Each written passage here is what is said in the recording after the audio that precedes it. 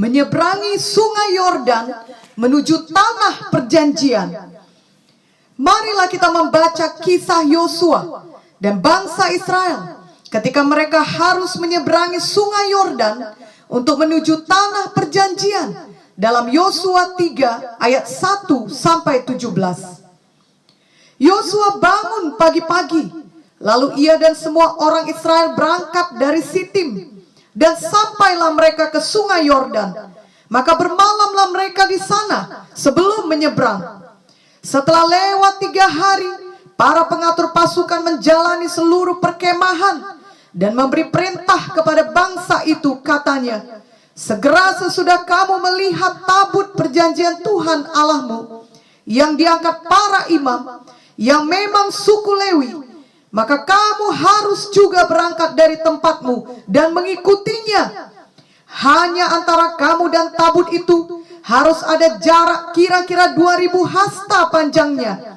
Janganlah mendekatinya. Maksudnya supaya kamu mengetahui jalan yang harus kamu tempuh, sebab jalan itu belum pernah kamu lalui dahulu. Berkatalah Yosua kepada bangsa itu, kuduskanlah dirimu, sebab besok Tuhan akan melakukan perbuatan yang ajaib di antara kamu.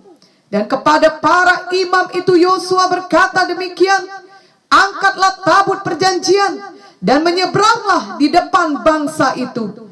Maka mereka mengangkat tabut perjanjian dan berjalan di depan bangsa itu. Dan Tuhan berfirman kepada Yosua, pada hari inilah aku mulai membesarkan namamu di mata seluruh orang Israel, supaya mereka tahu bahwa seperti dahulu aku menyertai Musa, demikianlah aku akan menyertai engkau. Maka kau perintahkanlah kepada para imam pengangkut tabut perjanjian itu demikian, setelah kamu sampai ke tepi air sungai Yordan, haruslah kamu tetap berdiri di sungai Yordan itu. Lalu berkatalah Yosua kepada orang Israel, datanglah dekat dan dengarkanlah firman Tuhan Allahmu. Lagi kata Yosua, dari hal inilah akan kamu ketahui bahwa Allah yang hidup ada di tengah-tengah kamu, dan bahwa sungguh-sungguh akan dihalaunya orang Kanaan, orang Het, orang Hewi, orang Feris, orang Girgasi, orang Amori, dan orang Yebus itu dari depan kamu. Sesungguhnya tabut perjanjian Tuhan semesta bumi berjalan menyeberang di depan kamu masuk ke sungai Yordan. Maka sekarang pilihlah 12 orang dari suku-suku Israel, seorang dari tiap-tiap suku. Segera sesudah kaki para imam pengangkat tabut Tuhan semesta bumi berhenti di dalam air sungai Yordan, maka air sungai Yordan itu akan terputus.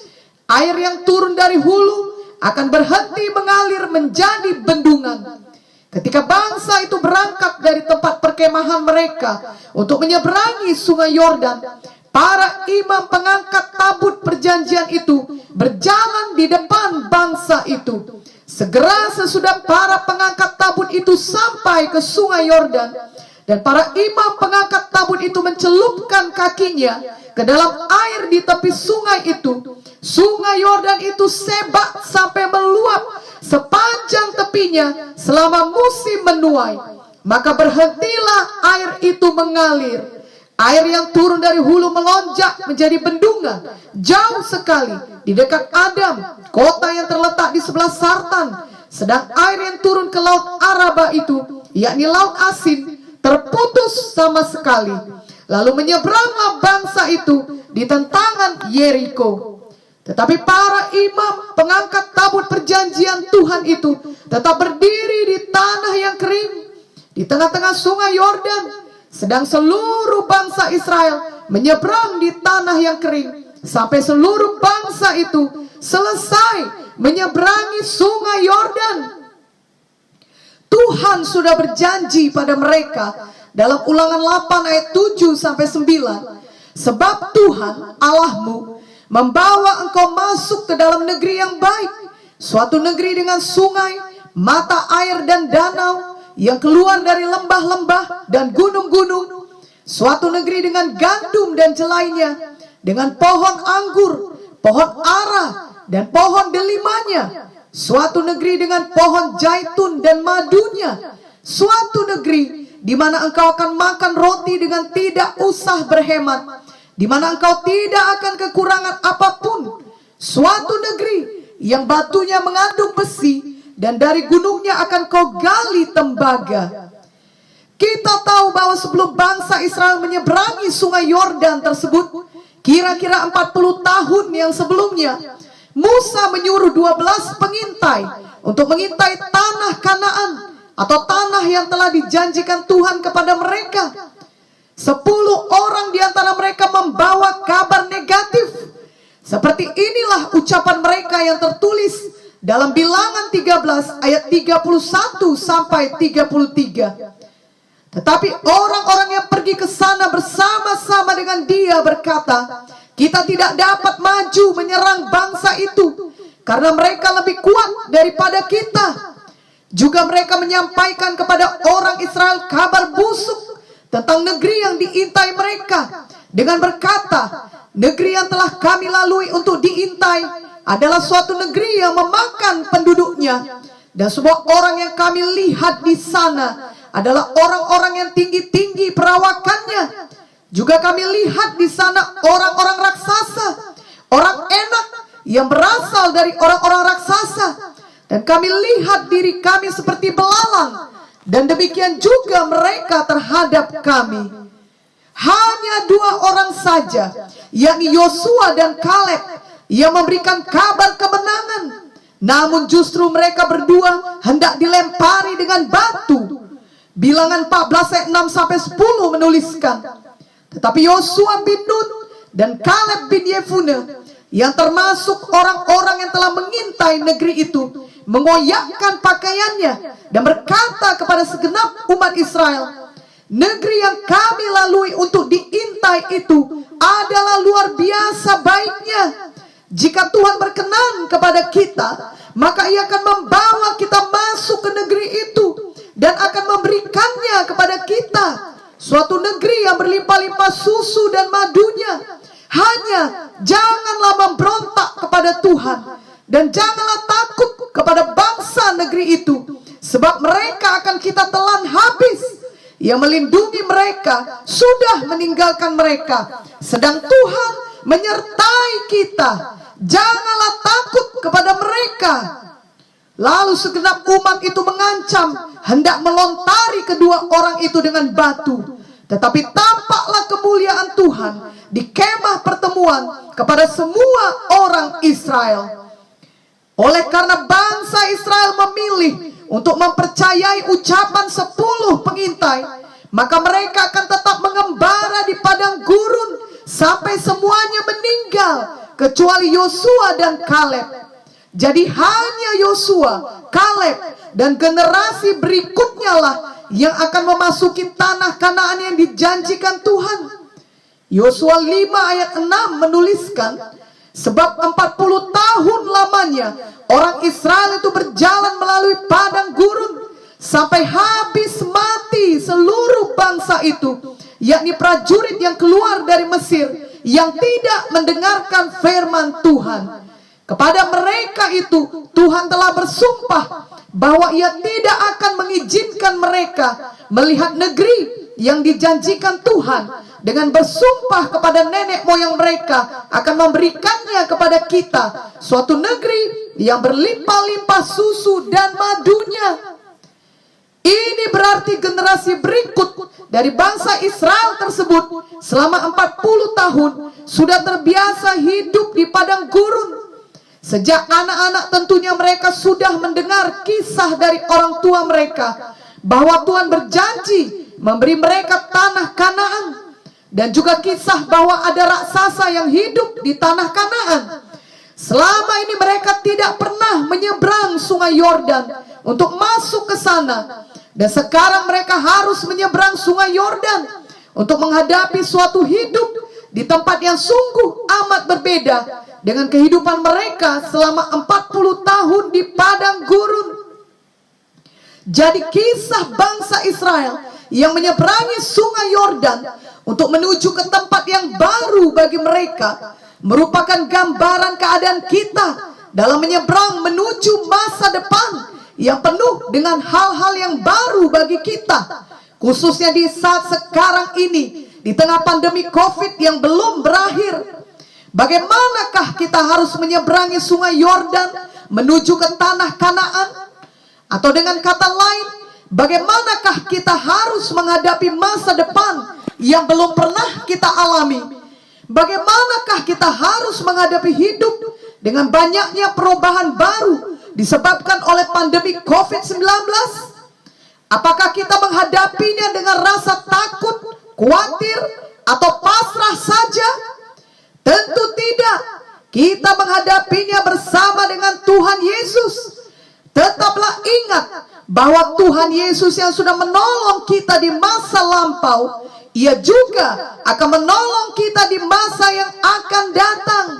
Sama seperti bangsa Israel yang mengingat bagaimana Tuhan menyertai mereka di masa lampau, dan seterusnya juga Tuhan tetap menyertai mereka. Ulangan 8 ayat 2-4 menuliskan, ingatlah kepada seluruh perjalanan yang kau lakukan atas kehendak Tuhan Allahmu di padang gurun selama 40 tahun ini, dengan maksud merendahkan hatimu dan mencobai engkau untuk mengetahui apa yang ada dalam hatimu, yakni apakah engkau berpegang pada perintahnya atau tidak. Jadi Ia merendahkan hatimu, membiarkan engkau lapar, dan memberi engkau makan mana yang tidak kau kenal dan yang juga tidak dikenal oleh nenek moyangmu, untuk membuat engkau mengerti bahwa manusia hidup bukan dari roti saja, tetapi manusia hidup dari segala yang diucapkan Tuhan. Pakaianmu tidaklah menjadi buruk di tubuhmu, dan kakimu tidaklah menjadi bengkak selama 40 tahun ini. Dan juga Ulangan 29 ayat 5 menuliskan, 40 tahun lamanya aku memimpin kamu berjalan melalui padang gurun. Pakaianmu tidak menjadi rusak di tubuhmu, dan kasutmu tidak menjadi rusak di kakimu. Jadi bangsa Israel mengingat bahwa setiap hari mujizat Tuhan memelihara mereka. Mereka makan mana setiap hari. Bahkan pakaian dan alas kaki mereka tidak rusak selama puluhan tahun. Mereka juga mengingat bahwa Tuhan telah membawa orang tua mereka menyeberangi laut Teberau dengan mujizat. Mereka juga mengingat bahwa Tuhan telah memimpin perjalanan mereka di padang gurun dengan pimpinan tiang awan dan tiang api. Demikian jugalah kita sebagai anak-anak Tuhan perlu selalu mengingat perbuatan Tuhan yang ajaib di masa lalu di dalam hidup kita. Tuhan sudah berulang kali memimpin dan melindungi kita, menyembuhkan kita, menjawab doa kita. Dan firman-Nya berkata bahwa Tuhan Yesus tidak berubah dulu, sekarang, dan sampai selama-lamanya. Jika dahulu Tuhan memimpin dan menolong kita, sekarang pun Tuhan pastilah memimpin dan menolong kita. Dan di masa depan nanti pun Tuhan tetap setia memimpin dan menolong kita. Ia pasti memelihara hidup kita. Bangsa Israel tidak tahu apa saja yang akan terjadi kepada mereka setelah mereka menyeberangi sungai Yordan. Ada banyak hal baru dan perubahan yang harus mereka alami. Salah satunya adalah mana berhenti disediakan kepada mereka. Padahal selama ini mereka telah terbiasa selama 40 tahun makan mana yang diturunkan Tuhan kepada mereka setiap pagi. Yosua 5 ayat 12 berkata, lalu berhentilah mana itu pada keesokan harinya setelah mereka makan hasil negeri itu. Jadi orang Israel tidak beroleh mana lagi, tetapi dalam tahun itu mereka makan yang dihasilkan tanah Kanaan. Hal ini mengajari kita bahwa perubahan maupun hal-hal baru yang harus dihadapi tidak perlu menakutkan kita. Sama seperti yang terjadi kepada bangsa Israel. Ketika mana berhenti, Tuhan tetap memelihara mereka. Mereka dapat memakan hasil dari tanah Kanaan. Mereka tentunya harus berusaha atau bercocok tanam untuk mendapatkan hasil tanah Kanaan tersebut. Hal itu berbeda dengan kebiasaan hidup mereka selama 40 tahun. Sebelumnya mereka tinggal mengumpulkan mana saja, dan sekarang mereka perlu berusaha untuk memakan hasil tanah Kanaan. Tetapi walaupun berbeda, Tuhan tetap memelihara mereka. Tuhan memberi mereka kekuatan untuk melakukannya. Dan Tuhan menyediakan tanah Kanaan yang subur untuk mereka. Jadi walaupun ada perubahan, ada hal yang baru, tetapi yang terpenting adalah Tuhan selalu memelihara hidup mereka. Tuhan tidak pernah membiarkan atau meninggalkan mereka. Demikian jugalah halnya dengan kita saat ini. Kita tidak tahu perubahan apa saja yang menanti kita di masa yang akan datang. Ada banyak hal baru yang mungkin terjadi di masa depan. Tetapi biarlah kita semua tahu bahwa Tuhan Yesus setia. Dia sudah memelihara kita di waktu yang lampau. Dia tidak akan berubah. Dan dia akan terus memelihara kita di masa yang akan datang. Ibrani 13 ayat 8 jelas berkata, Yesus Kristus tetap sama, baik kemarin maupun hari ini dan sampai selama-lamanya. Itu sebabnya yang terpenting bagi kita adalah supaya kita tetap selalu memiliki persekutuan dengan Tuhan, tetap memiliki hadirat Tuhan di dalam hidup kita, sehingga kita tetap siap menyeberangi sungai Yordan menuju tanah Kanaan. Atau dengan perkataan lain, kita siap menghadapi semua perubahan dan hal baru di masa yang akan datang. Dalam Yosua 3 ayat 11-17 yang kita baca di atas, kita tahu bahwa bangsa Israel dapat menyeberangi sungai Yordan dengan selamat oleh karena ada tabut perjanjian menyertai mereka. Tabut perjanjian melambangkan kehadiran Tuhan, penyertaan Tuhan, atau hadirat Tuhan. Kita juga dapat menyeberang dengan selamat atau menghadapi masa depan dengan menang bila kita selalu memiliki hadirat Tuhan bersama kita. Dengan pandemi yang kita hadapi sekarang ini, biarlah hal itu membawa kita lebih mendekat kepada Tuhan. Janganlah justru kita menjauh dari Tuhan. Kita tidak akan mampu menghadapi kehidupan ini dengan kekuatan sendiri. Kita semuanya membutuhkan pertolongan Tuhan. Matius 11 ayat 28 berkata, marilah kepadaku semua yang letih lesu dan berbeban berat, aku akan memberi kelegaan kepadamu. Marilah kita datang kepada Tuhan Yesus. Apalagi di masa pandemi seperti sekarang ini, di mana kerap kali kita dapat merasa letih dalam menghadapi semuanya. Dan Tuhan Yesus selalu mau menolong kita dan memberi kita kelegaan. Tuhan Yesus sangat mengasihi kita.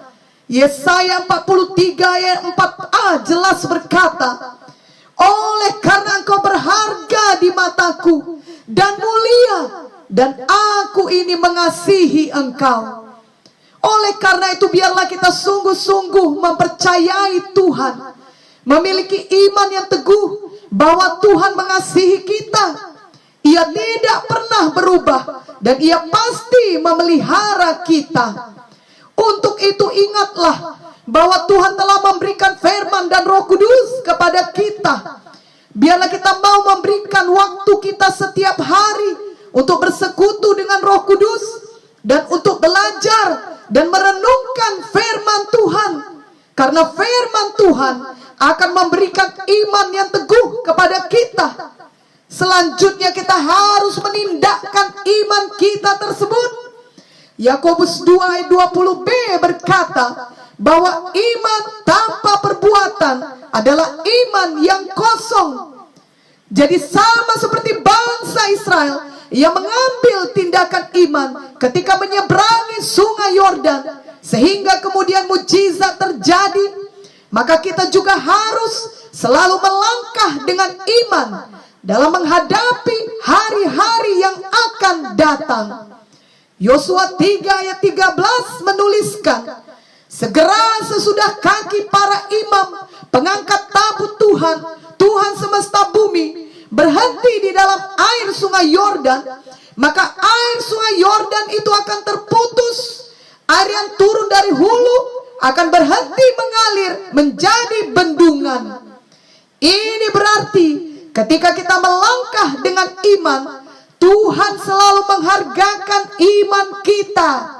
Janji Tuhan digenapi dan didapatkan oleh bangsa Israel setelah mereka melakukan tindakan iman.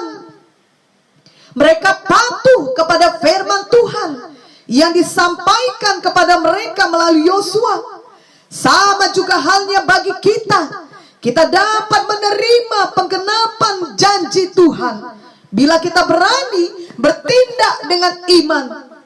Tentunya tidak ada kita yang sempurna, namun seberapa hikmat Tuhan yang ada pada kita, mari dengan sungguh-sungguh kita selalu mau mematuhi firman Tuhan dan kita mau melangkah dengan iman.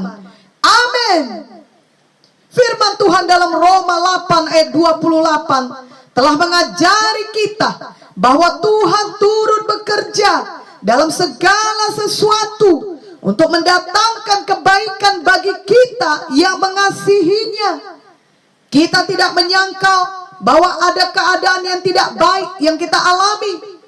Banyak hamba-hamba Tuhan di Alkitab juga mengalami keadaan yang tidak baik, dan itu terjadi bukan karena mereka berdosa, justru karena mereka melakukan kehendak Tuhan.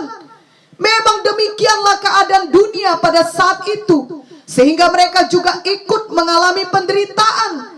Tetapi Tuhan selalu memelihara mereka, bahkan membuat mereka menjadi terang, menjadi berkat bagi generasi mereka. Kita mengingat kisah Yusuf yang dijual di Mesir, dituduh dan dimasukkan ke dalam penjara. Namun kemudian justru Yusuf menjadi penguasa yang menyelamatkan hidup banyak orang pada zamannya. Kita mengingat kisah Naomi yang sangat berduka di tanah Moab, kehilangan suami dan anak-anaknya, tetapi digantikan oleh sukacita oleh karena Rut yang ikut dengannya. Bahkan dari keturunan Rut lahirlah Mesias.